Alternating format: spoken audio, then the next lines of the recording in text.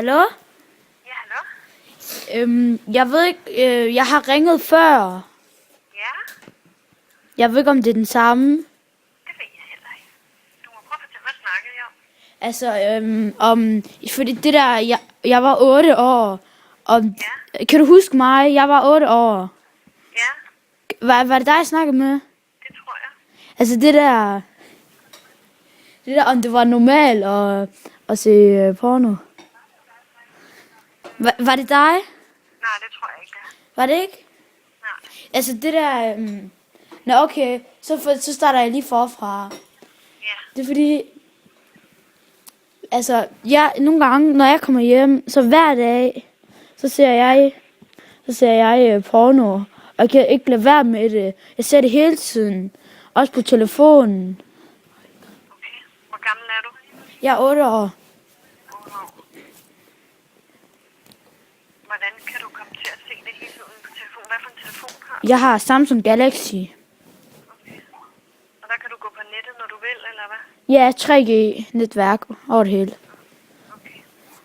Og, Betaler din mor og far? hvad? Betaler din mor og far for sådan en fint abonnement?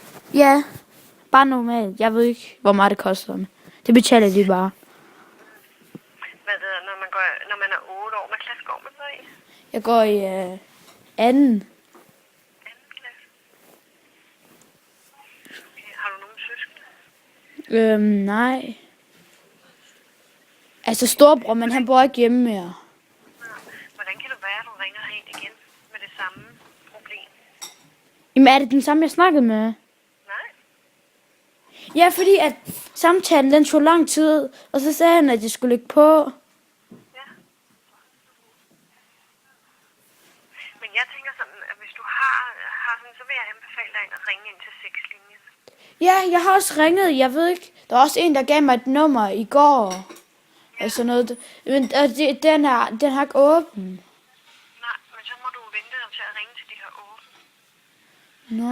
Men jeg har også ringet nogle gange ved deres åbningstid. De tager den aldrig. Men så synes jeg, du skal prøve at snakke til sundhedsplejersken nede på skolen. Nå, men er det sådan 18 centimeter? Det ved jeg ikke. Jeg kan også høre, der er nogen, der griner sådan bag. Nej, hoster. Abi, hjælp mig. Nordjern. Men jeg vil anbefale dig, enten så synes jeg, du skal snakke med din mor, eller gå ned til sundhedsplejersken. Hvad lige? Abi, hjælp mig.